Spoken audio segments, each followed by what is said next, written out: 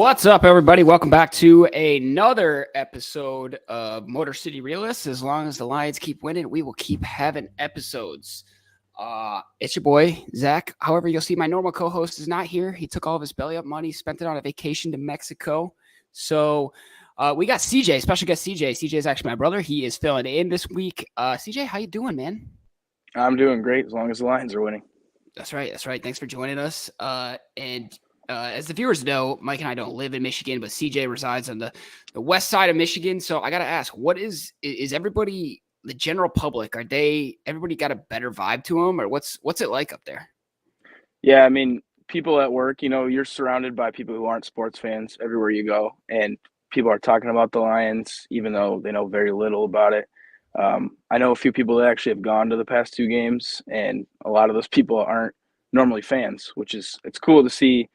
Obviously, you don't want to call them bandwagoners because they're rooting for your team, but it's cool to see pretty much the whole state pulling for the team right now.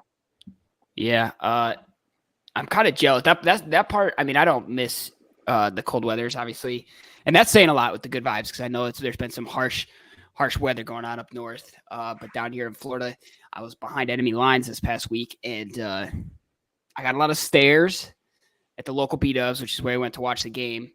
But I had a couple friends in there. Made some friends. I don't think we said, but probably "let's go" were probably the only words that we said to each other all game.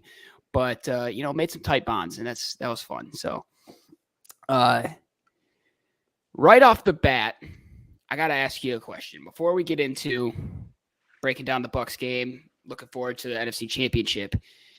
At this point, win or lose next week, is this season a success? I would say so, yeah, because after I talked to you and Mike at the end of last season, and obviously we ended last season on a high note. And going into this season, I expected us. I was optimistic.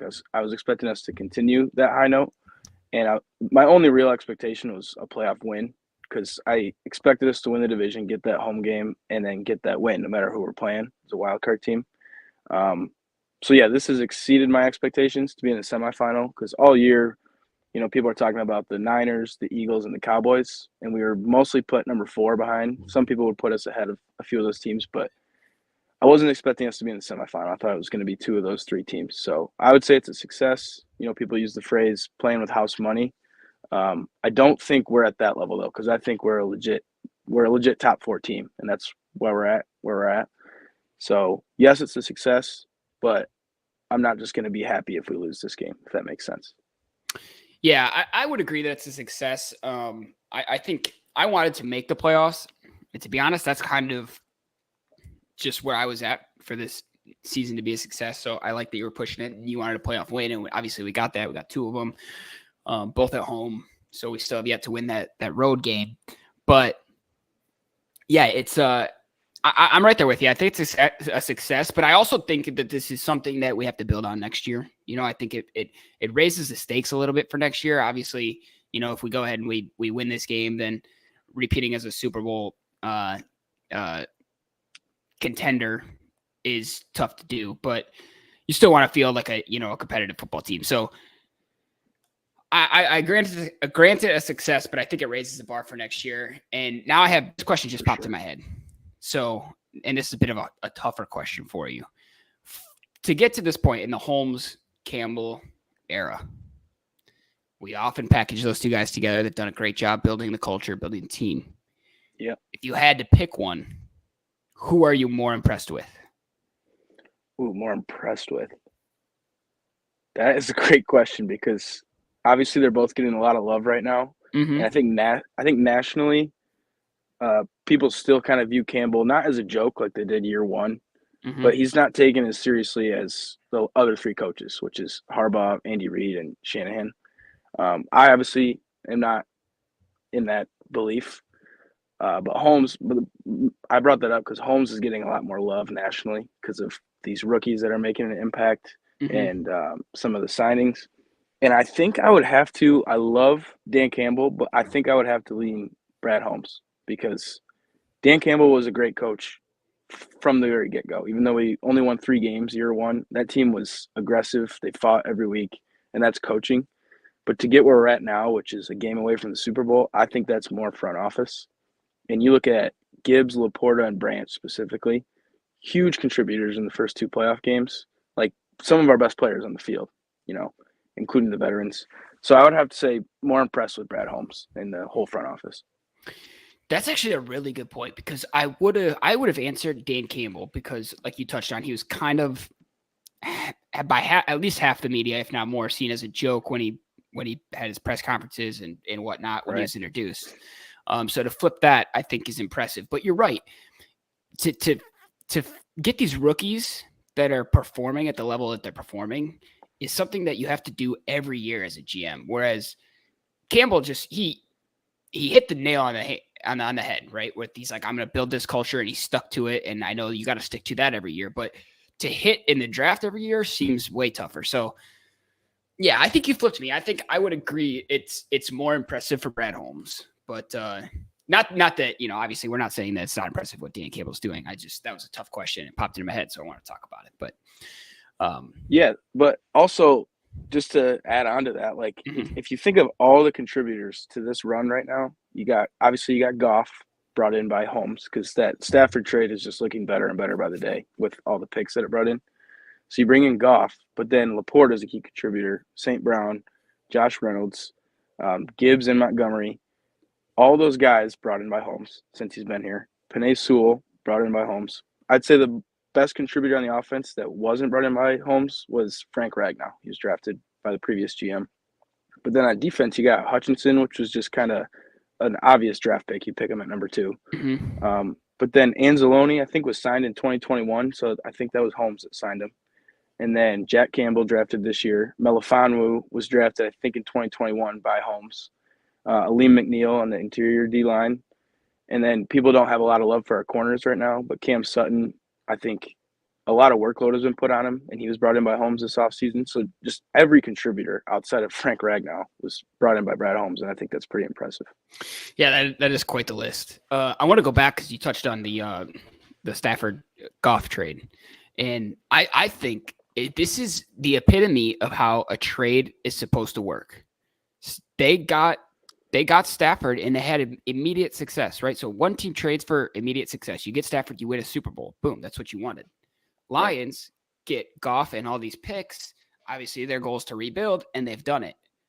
Looking back, I'm not sure. You would have to give me another one, and we could debate it, but I think it'd be tough for somebody to give me a trade that worked out as it should. Yeah, I've seen that. I've seen that kind of most places online that people are speculating, is this the most even trade in the NFL, maybe of all time? Because a lot of lopsided trades will impact the team positively and then impact the other team negatively. Like they took a huge loss on that. And like you said, this is kind of a win-win.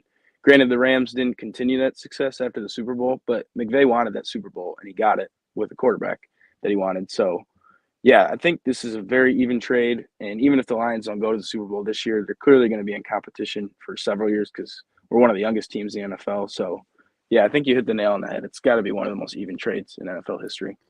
Yeah, and just like to go, because you see, especially, I feel like we see it in the NBA a lot too, where people are talking about even trades, and they'll just compare stats side by side. But just the fact that like this one goes beyond that, like they both accomplished, not just the guys being even, but they both the teams accomplished with the trade what they wanted to, and that to me is I don't think you just see that very often.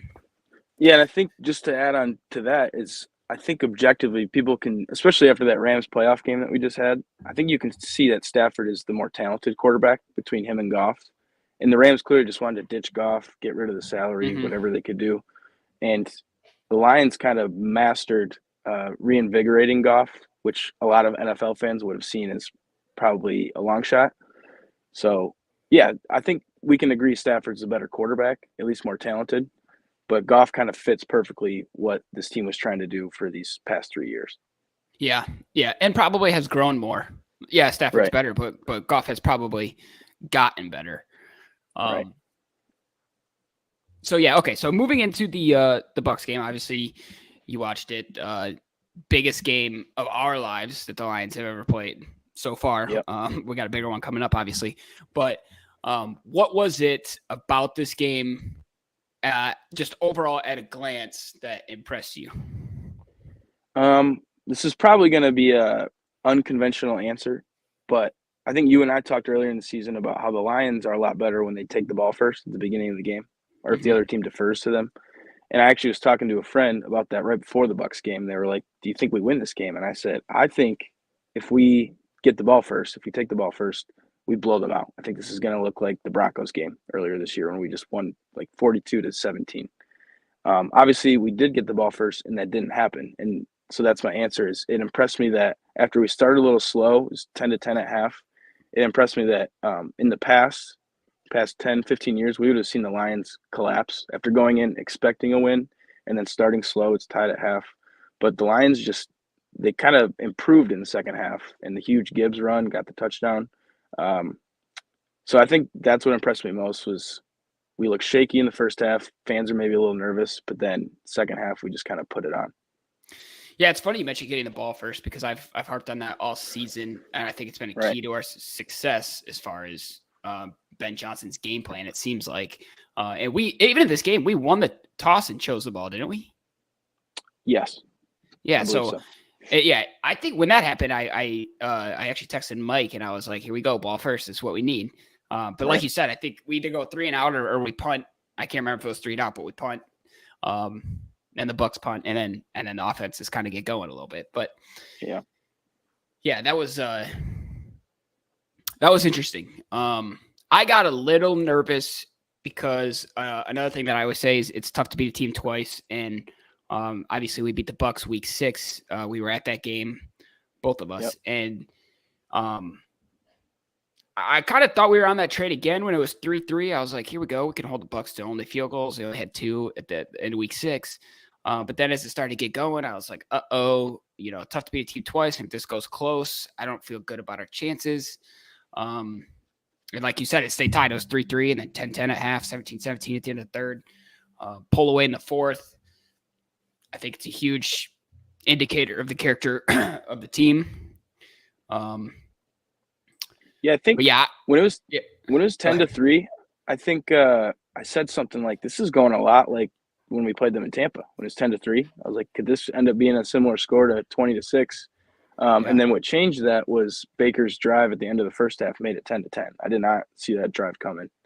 It was interesting. It was an interesting way to change the course of the game, I thought.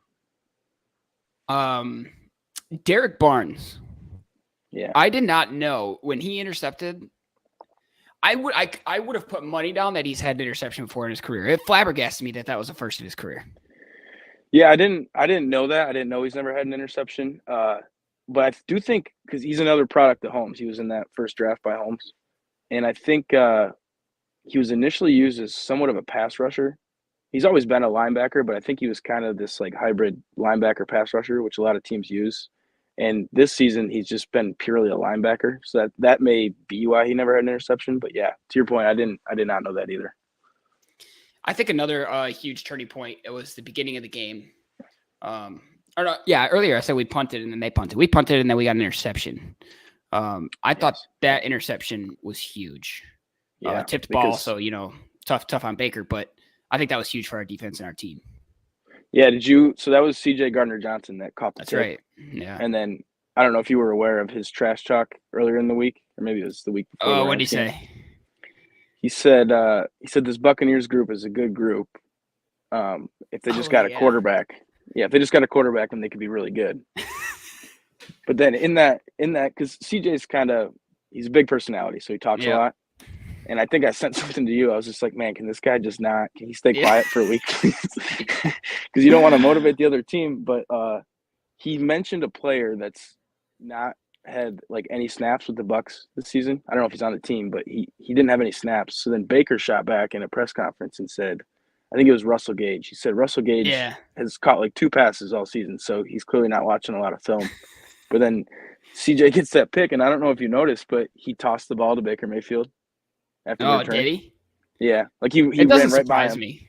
Yeah, I thought it was perfect because Baker Mayfield had no option but to catch the ball, and then it's just awkward because they're right next to each other. I thought that was pretty awesome. Yeah, I do remember you said to me something. It was like a facepalm moment. You're like, God, love your personality, but come on, man, we don't. It's not what we want. Right. Yeah. I thought it was interesting how the running backs kind of switched. First round, Montgomery had the bigger game. This time, Gibbs had the bigger game. Kind of speaks to the versatility of our backfield. Without getting ahead of ourselves too much, what do you see going forward? Who obviously we got a Niners game coming up, but let's say we go beyond that. Who do you think is the more important running back? I hate to pit these two guys against each other, but as far as making a run. Yeah, that's a good question because I thought about this kind of all season. Obviously, last year we had Jamal and DeAndre Swift, both good running backs. Swift had a good year in Philly. But honestly, with following this season, I honestly think both of these guys we have now, Gibbs and Montgomery, were a one-for-one upgrade from those two. I think Montgomery plays like Jamal, but I think he plays better. And then Gibbs, I just think, is more shifty than Swift. So going forward, I do know Aaron Jones just had a huge game against the Niners, and he's a great running back. I think Gibbs has the potential to be more talented going forward. And I heard this number, the Niners gave up 9 carries to the outside against the Packers for 100 and something yards, 104 yards, I think. Wow. And if we think of who the outside running back is on our team, it's obviously Gibbs. That's his move. So I would say this week it's Gibbs. Going forward, do you mean just in these playoffs, or do you mean going forward for years to come? Yeah, well, let's say going forward in years to come. Let's say. I would say so. Montgomery's on a 3-year deal. Gibbs, I believe, is on the 4-year rookie deal. I'd have to lean Gibbs just because I think he has so much potential. And like you said, it's difficult to pit those guys up against each other when you're talking about this, but because they both contribute something that the other doesn't. But Gibbs is he's like Swift. He's a lot like Swift. I think he's quicker, he's faster, but he's willing to lower the shoulder, which I think is huge. And Swift just, not to say he was afraid of contact, but that was kind of the big complaint the last 2 seasons, I would say, is Swift wasn't willing to do that. So I would lean Gibbs, and it's not just because of the age thing, but that obviously contributes to it as well. But yeah, I'd have to say Gibbs. I think I would agree with you. To me, he's got Alvin Kamara potential. Yeah. And we all heard about how shifty he was, but I'm just surprised at how elusive he is. He just seems like he's hard to tackle. Like even when guys, I feel like got him squared up, he'll get more yards than you think he's going to get tackled for. Yeah, and that impresses me. You remember how first several games of the season, I don't know when it really took off. I think honestly the Baltimore game when we got blown out, Montgomery didn't play that game, so it was all Gibbs. That was the first game that we were really okay, we can give this guy the ball a lot. But early in the season, I don't know if you remember, but a lot of NFL fans, fantasy football fans, were like, why is Gibbs not getting the ball? I think he had under 10 carries for the first few games. But yeah. I think that's for, like, looking back, I think that is for the reason that we have 2 running backs right now to make this run with. Like you got I was going to bring this up probably 5-10 minutes ago that I can't believe neither of these guys have been hurt. I know, yeah, and Montgomery obviously missed, maybe 1 or 2 games. I think he left the Tampa game earlier in the season. But you're right, there was no extended injury time, and we got to consider ourselves pretty blessed that we have both these guys in the semifinal. Like 49ers are facing that Debo injury, and every team at this point in the season is susceptible to a problem like that, but the Lions are actually really healthy right now, it's pretty awesome. Yeah. So 2 more. Speaking of running backs, 2 more things we're going to talk about in the Bucs, and then we'll move on and we'll look forward to the NFC Championship. Did you see that the 4th down run for Craig Reynolds? He was not supposed to be on the field. Did you hear about that? Was that the 4th down touchdown? Yeah. No, I did not hear about that. I was confused because I'm like, this is 4th down, so playoff game. We're going to our 3rd string running back. Granted, I think he's a decent running back, especially for short yardage. But yeah, I did not know why he was on the field. Yeah. So apparently, Amon-Ra does that podcast with his brother, Equanimous, on the Bears.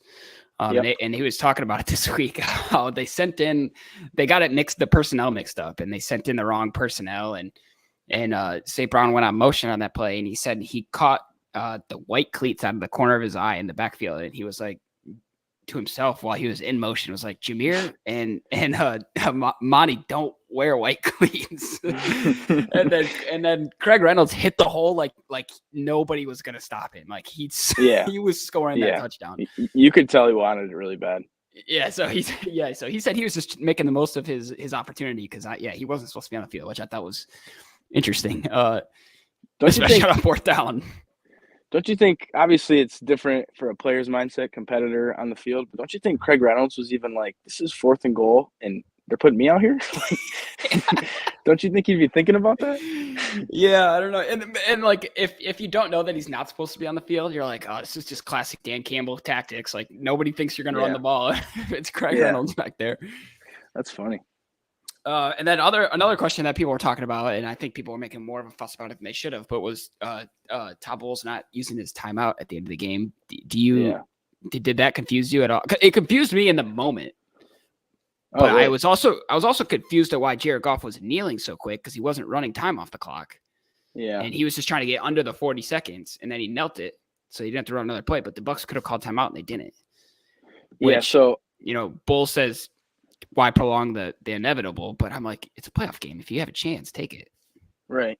So I think that I'm really big into clock management. Like I pay really close attention to that in every game that I watch, and I'm not shocked, but I'm impressed that you noticed that while the game was happening because I did not notice that until I was on social media after the game, and I was like, oh wow, I didn't even because clock management. If you ever play Madden, get to 40 seconds, and then either if you're going to run the ball, or QB kneel. So that's what Jared Goff did. He needed it right at 39 seconds, I think. Yeah. And when the game was happening live, I did not even notice that. But then obviously noticed a mistake online later. And I honestly don't completely disagree with Todd Bowles' defense of it.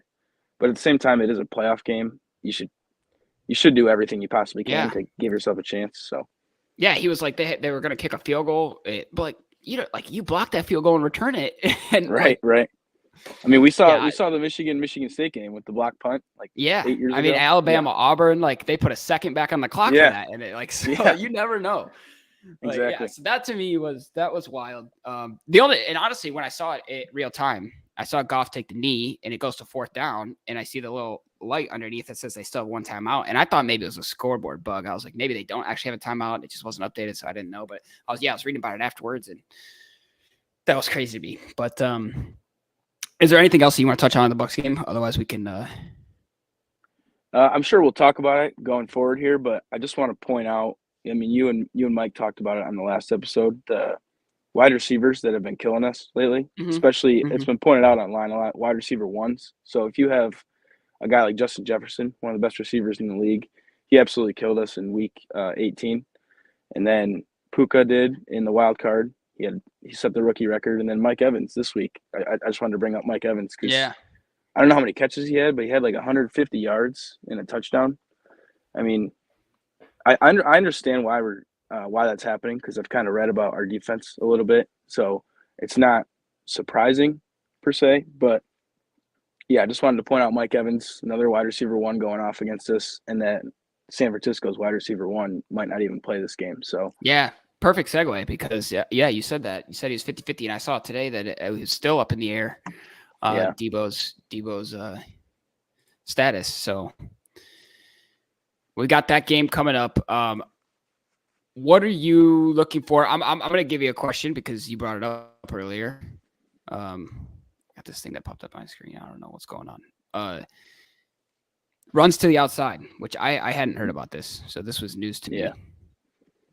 Do you think we'll see some sweeps, whether it's St. Brown or Williams? Do you think that gets incorporated into the game a little bit to attack that? Yeah, that's a good question because I feel like, and it's worth noting with that question that I think Khalif Raymond is still out. I believe because he's been hurt since week 18. I don't know if he's still out. I assume he is. He wasn't even dressed last week, but he's another sweep guy. That's why I bring that up. Yeah, I feel like we haven't seen a big sweep play like that with any of our receivers in a few weeks. You can correct me if I'm wrong, but yeah, I would like to see a Jameson Williams play like that, specifically him, because he scored on a play like that against the Saints this year, and it was run perfectly. And as intimidating as this Niners defense is and has been for past 4 or 5 years, they are susceptible to the run, and like I mentioned, specifically to the outside. So yeah, I could see Ben Johnson dialing something up, and I would prefer to see Jameson Williams because I feel like that could have some big play potential. Yeah, I think I would almost rather see, because I was thinking before this episode that we might try to Ben Johnson always likes to throw in a couple screens, I feel like, a game. He'll either try St. Brown or Raymond or when he's healthy or Williams. But now that you mentioned the runs the outside, I feel like we might see a little bit more jet sweeps instead of the screen. So I guess that's one thing we can keep our eye out. And another question before we get into the guts of the matchup is this new signing. We got Zach Ertz on the roster. Brock Wright injured, correct? Oh, is he? He caught a pass in the Bucs game. Yeah, I'd heard when I was reading about the signing, I'd heard Brock Wright was injured. They weren't sure if he was going to play or not, so maybe I'll have to do some research on that. But I thought that's why we went out and got Ertz. I feel like he could randomly have like a 11-yard touchdown or something. Do you see him making an impact? Yeah, I could definitely see that. The only reason I'd be hesitant to say that is because he just signed like yesterday, I think, or maybe Monday. So that's really recent. It's hard to get acclimated to the game plan, but obviously it's do or die right now. Like we're not thinking about the week after, we're thinking about this week. So I think he'll definitely see the field. To catch a pass, especially in the end zone, would be awesome for a new guy like that. And just speculating, the other tight end, James Mitchell, he's number 82. He is also hurt. So if Brock Wright's hurt, that means we literally only have Laporta. So that might also explain the signing. And we know Laporta's already a little bit banged up. Right. So our best blocking tight end, if it's just Ertz and Laporta, would be Laporta. He's a bigger guy, and Ertz is kind of more known for being a receiving tight end. But I could definitely see them doing two tight ends, in the red zone, like you said. And obviously everyone's watching Laporta, so Ertz could be a good decoy, or Laporta could be a good decoy, go to Ertz. I could definitely see that. Yeah, that'd be interesting. I was shocked by that signing. I wouldn't say that the signing shocks me, but I was a little surprised to see it. I was like, oh, okay. I had heard that he got released. He wanted to play for a contender, but. Yeah, I would have been less shocked if it would have happened like right after Laporta's injury against the Vikings. Yeah. Because we didn't even know if he was going to play. That would have made more sense. Not that it doesn't make sense now, but you're right. It is pretty last minute. So going into this game now, obviously we touched on earlier, this one's our first road game of this postseason. And we haven't back to Lions history. We haven't won one of these, I think, since 1957 or whatever. Going to San Francisco. Well, let's start here. Who's more of the pressure on offense or defense? My instinct is to say defense just because offense the past 2 years they've carried the team more or less. That being said, if the offense comes out flat and Goff is shaky, then it's like, what is going on? We've done so well the past several weeks. But in terms of more pressure, I would definitely say defense because Aaron Glenn has kind of had pressure on him most of the back half of the season just because 1 week we can't stop a team like the Chargers, and then we go to Dallas and we actually can stop that defense. So the defense has been so up and down. I would definitely say defense, especially considering what the Packers did to Brock Purdy last week. It's like, why can't we duplicate that? Because the Packers defense was not anything special this season. So, yeah, I would definitely say defense and more specifically Aaron Glenn. I was actually going to say to you, I think this game all depends on Aaron Glenn and then, as usual, Jared Goff, those two guys. Yeah, you've mentioned the Packers game a couple times now, and that game actually gives me more hope than I probably would have. I was surprised to see that the Niners were favored by 7 points going into this game because I didn't think the Packers game should have been close. Right. Obviously, Packers got better as the season went on, but I think we're a better team than Green Bay. Thanksgiving didn't go our way, but I think that we can give San Francisco a bigger fight than Green Bay can. And like you said, I think that comes down to defense. I think our defense is better than theirs.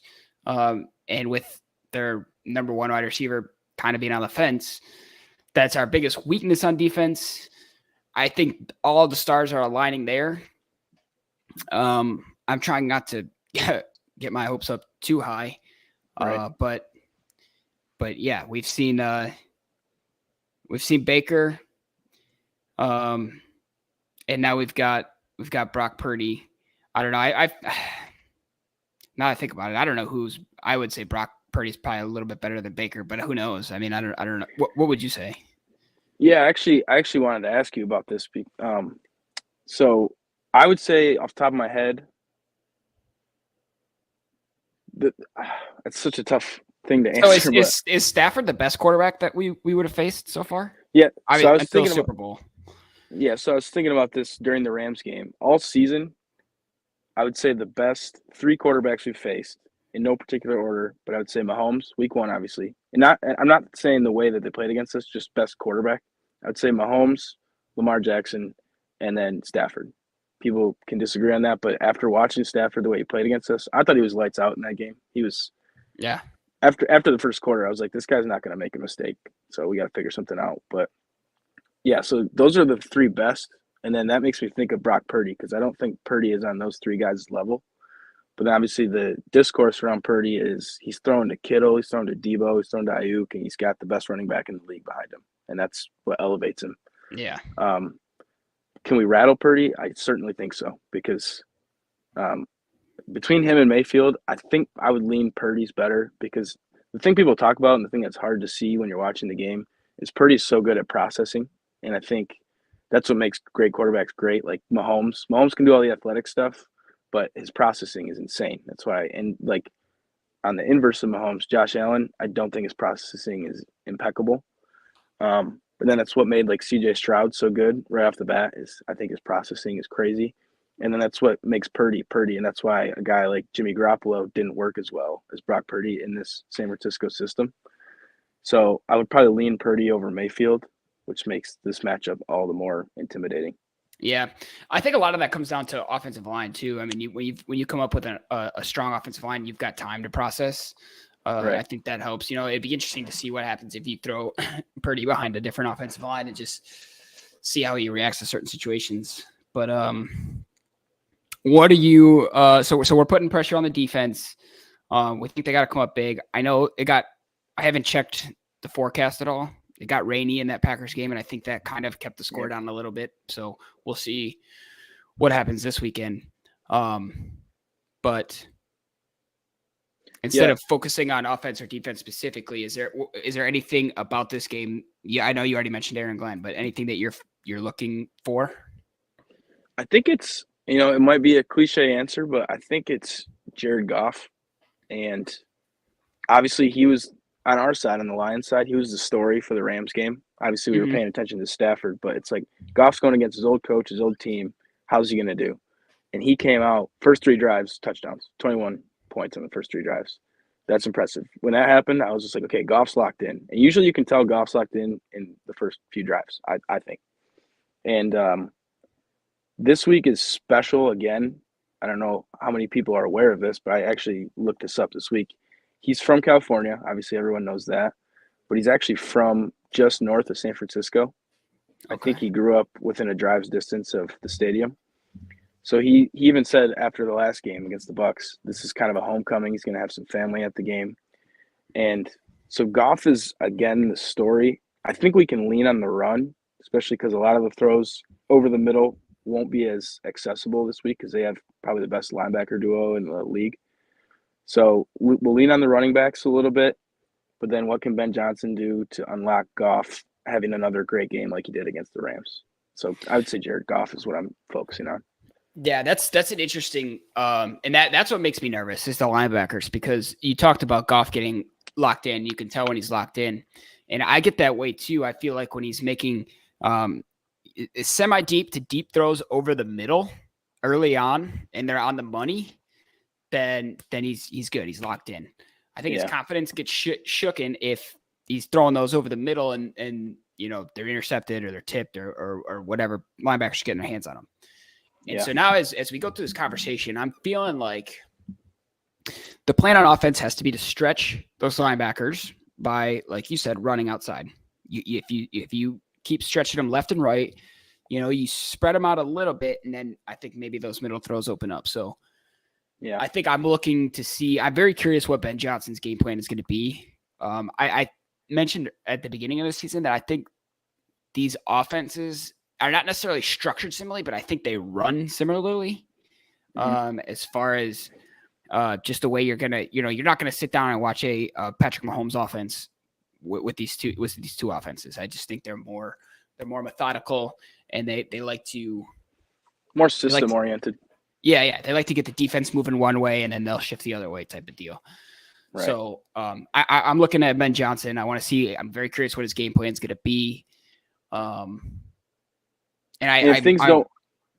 If things don't work early on, like let's say we run Montgomery in the middle and he's getting 1 yard, 2 yards, how quickly do we move on from that, or do we kind of stay stubborn with it, like we see teams do all the time?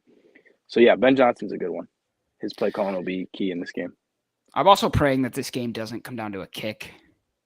I feel like you never want it to come down to a kick, but especially, I just don't know. I don't know how much faith we have in our kicking room. Well, so Michael Badgley, our kicker, who we signed pretty late in the season, he had a huge. I don't know if you and Mike talked about it, but he had a huge kick against the Rams, 54-yard field goal, and that was second half, and that was that's what put us at 24 points, which ended up being the game-winning field goal, and that was his career high. And that was granted that was in a dome, that was at home. That's different, but you're right.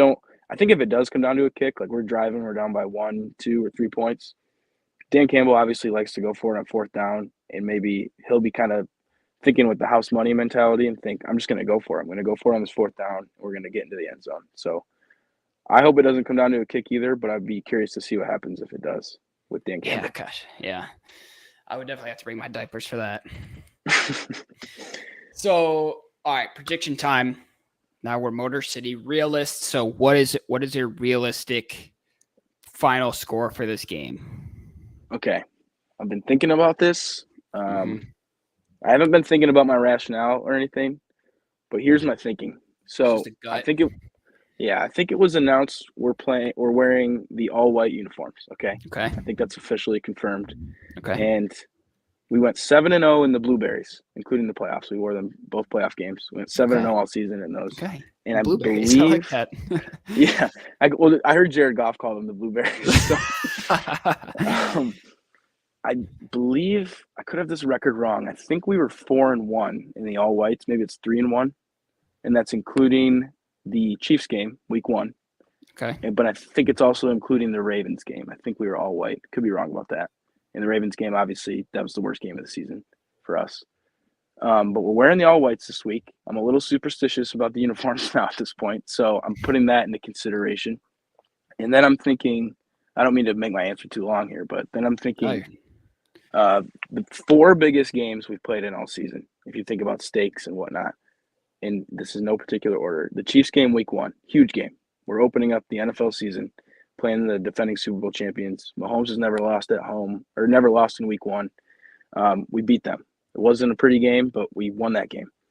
And then the next biggest regular season game was the Cowboys game, because that was late in the season, playing for seeding, and that I still have a sick feeling in my stomach from that game because of the ref mistake. But I believe that we won that game, essentially. Yeah. Okay. And if we didn't win, we at least played this very high contender really close. Okay. Yeah. And then the next 2 biggest games were the playoff games. So that's home for the Rams, home for the Bucks. And the theme across all those games, to me, is Goff was criticized in LA for making the one Jared Goff mistake per game, a stupid interception or a stupid fumble, whatever it was. And he's had his fair share of those in Detroit as well. But in those 4 games, I think the theme is Goff did not make that mistake. And Chiefs game, this is also important to note, the Chiefs game and the Dallas game were on the road in 2 very tough stadiums to play. Yep. Well, this week we play on the road against one of the teams that's the class of the league, not an easy place to play. So I'm putting that into consideration for my prediction as well, because I acknowledge the spread is 7 points. Niners are big favorites, which is warranted. They're a loaded team. They've been in this game 4 times in the past 5 years. Kyle Shanahan's desperate to get to the Super Bowl again. That being said, I'm thinking I also want to say I won't be surprised by any outcome in this game. No outcome will surprise me. I'm on the edge of my seat. But I'm gonna go 27 to 23 Lions. Oh, dude, that was literally gonna be mine. You said 27-23? Yeah. Oh man. Okay. I'm not even gonna change mine because that's impressive. I was also gonna say 27-23 Lions. I think we get to 27 because we try to go for 2 somewhere along the line. It doesn't work. So that's why I think we're at 27. Yeah. And I Niners, don't think it'll be a pretty win either. Like we're gonna be nervous all game. It won't be a game we have in hand. Yeah, I think so too. All right, so we're both on 27-23. That's literally first time that's ever happened in MCR history. So 27-23. I will cry tears of joy if that ends up being the final score. Yeah. I mean, I'll probably cry tears of joy if our number is higher than their number. Yeah, that's true. But it's funny you mentioned because I didn't think about this until you said it. The Chiefs and the Cowboys, both away games, and I think they both were 21-20. Oh yeah, I think you might be right. I mean, we won the Chiefs won 21-20, but we lost the Cowboys won 21-20 because we were going for 2. Yeah, I'm trying to remember that score, but I think you're right about that. I think, I don't know. Maybe somebody will fact check me. It might have been 20-19. Now that I think about it, I can't remember. Yeah, I don't remember. All right, so that wraps it up. Unless you got anything more you want to say about this upcoming matchup. Nothing specifically. Maybe I should get over this feeling by now because he's played so well, but I'm nervous for Goff in all these big games because he's our guy. I want to defend him. But when he makes the stereotypical Goff mistakes like he's done in his career a few times, I just feel so bad for the guy, especially now that he's a Lion. And I guess I just hope that if we do end up losing and it's a close game, I hope there's no ounce of blame on Goff. Like I just hope he plays well. Yeah, I kind of want him to get back to the Super Bowl just so he can throw a touchdown pass in the Super Bowl because I know he didn't do that the last time he was there. Yeah, worth noting too. I don't know how long the streak is. I think it dates back to the 90s or the early 2000s. But there's that famous streak that's brought up every year, pretty much, that when a quarterback loses a Super Bowl, especially a young guy, he has failed to return throughout his career. Yeah. So guys that are active still that are on that list are Joe Burrow, hasn't made it back. Obviously, Jalen Hurts last year, Jimmy Garoppolo. But then Jared Goff is also on that list. And like I said, I think the streak is like over 25 years old. I don't remember the last guy to make it back after they lost. Yeah. But that would be awesome for him as well, just to make it back. Yeah, I have heard that. I also don't remember how long it is. But, that would be sweet if he's the one that breaks that curse. Oh, also just a few other things I saw I wanted to bring up. Yeah. Only 3 quarterbacks. I saw this online somewhere. Only 3 quarterbacks have won 14 or more games in a season for multiple franchises. So that's including the playoffs because right now the Lions are 14-5. And it's Tom Brady, Patriots, Bucks, Peyton Manning, Colts, Broncos, and now Jared Goff, Rams, Lions. Wow. And that's quite the list to be on, I think. That is nuts. Yeah. And then the other number I saw was the Lions. I know the defense has been shaky, but only team in the league to not give up more than 70 rushing yards to a single rusher. So think of the running backs we faced, like Bijan Robinson, Tony Pollard on the Cowboys. No running back, including playoffs, has gotten over 70 yards. McCaffrey was over 70 yards 12 times this season. Oh, man. Some push comes to shove. Something's got to give there. Yeah, I believe the Lions have the second best run defense in the league. Yeah, I knew we were like top 3 run defenses. I had no idea that we did not allow a rusher of 70 yards yet. That's actually kind of nuts. Yeah, I think it's an impressive stat. Only team in the league. Yeah, that is nuts. All right, before we get out of here, let's do a little round table. So, any topic that you want to talk about? Do you have any? What's the latest on? I know you're watching it all day. Jim Harbaugh. Yeah, so it was just announced a little after 7:00. I think Adam Schefter was the first to report. He officially accepted the LA Chargers job, so he'll be Justin Herbert's coach next season. Wow. Okay. So yeah, he was. I know we were back and forth all day about. I did not hear that though. So okay, so he takes the Chargers job. I know like Michigan was counteroffering him. Any word on if he's taking anybody with him yet? Do we know that yet? It was speculated earlier in the week, maybe late last week, that Jesse Minter, the defensive coordinator, would follow him, which is kind of I thought it was, as a Michigan fan, I thought it was inevitable that Harbaugh was going to be gone. I was expecting to go to the NFL. Obviously, I was a little pessimistic in that belief. But I think the bigger blow, given that I was assuming Harbaugh would be gone, is Jesse Minter leaving, because the Michigan defense this year was historic. I mean, it was incredible. Yeah. And then I think also his son, Jay Harbaugh, I don't know what he coaches at Michigan, but he's an assistant coach. He is also going to follow him, which is as expected, obviously. So how does that? I mean, our viewers know that I'm a Spartan guy and Mike's a Buckeye guy. So for those of you who are listening, the CJ is a Wolverines fan. So what's your outlook now? I mean, it's to me as an outside looking in, Saban's gone, Harbaugh's gone. I've seen rumors about. I know you probably watched Ron Moore, but I've seen rumors about Brian Kelly possibly being a candidate. What's your outlook on Michigan football, real quickly going forward? So here's my thought process. Really good recruiting class coming in. We've never, while we had Harbaugh, never really been near the top. So it's not like a top 3 or top 5 class, but it's a good class with a really good quarterback coming in. And my outlook on the team is I think the mistake they made in 2007 when Lloyd Carr left was they did an outside hire. It was Rich Rod, who was a hot name at the time. I think that was a mistake, was doing an outside hire, especially at a program like Michigan.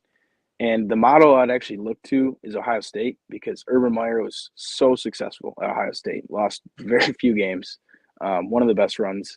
And then when he leaves, I thought that was unexpected. I don't know about Mike, but I was shocked by that. Ryan Day takes over, and Ryan Day was an assistant under Urban Meyer. I think that's the best move Ohio State could have made, and obviously proved well because they've competed the past few years. So I would definitely say no to Brian Kelly. I'm just not personally a Brian Kelly fan. I thought you might, yeah. I think the outside hire is a mistake. I know it's a big name, so that's good for the program, but I think Michigan benefited this year actually from Harbaugh's suspension because Sherrone Moore coached, I want to say 3 games, maybe 4 games. Well, 2 of them were coached by other assistants. Oh, okay. They kind of handed it off. But I think he coached a total of 4, including Penn State and Ohio State wins, which were big wins. Yeah. I'm all in favor of going with Sherrone Moore, especially because the recruits will know him. I've heard he's a good recruiter. So then maybe because obviously when a coach leaves, you expect to lose recruits. So that's inevitable. But if you keep Sherrone Moore, maybe you get to retain more of those recruits. All right, well, there you have it. That's the outlook on the Michigan Wolverines from Superfan CJ. No Red Wings update this week because it's NFC Championship week. So it's all about the Lions. And if they get that win, we will get you guys a Super Bowl episode coming up. So anything else that you want to get off your chest, CJ, before we send it off? Just want to say, whoever you're watching with fellow Lions fans, don't let them get too down on themselves or the team if this game doesn't go our way, because this has been a season of a lifetime, certainly for us. We've never seen a season this good. Yes. And you just don't want to take it for granted because, as we know in the NFL, it's hard to get back. So it's not guaranteed we'll be back in the NFC Championship next year. Hopefully we do, but I just want to say don't take the season for granted. It's been awesome. Yeah, especially don't let it ruin the run that we've had. Like CJ kind of alluded to, a lot of these games have probably tugged at our heartstrings because a lot of us have waited our whole lives. Some of us have waited, like the guy in the stands. He's been a season ticket holder for 66 years, and they can't stop showing that guy. Obviously we all love it. So yeah, so if we get down, that's a good point. But all the same, let's go Lions. Let's get that W. Yep. This is big game, biggest game franchise history as far as I'm concerned. Yep. Thanks everybody for tuning in. If you tuned into a live show, we appreciate it. If you're listening on the podcast, we also appreciate that. Tell your friends they can come be realists with us too. It doesn't cost you a thing. Spotify, Apple, wherever you get your podcasts. We appreciate CJ for dropping in this week. Thanks, CJ. If we have a Super Bowl episode, maybe you could join us for that too. All right. So yeah.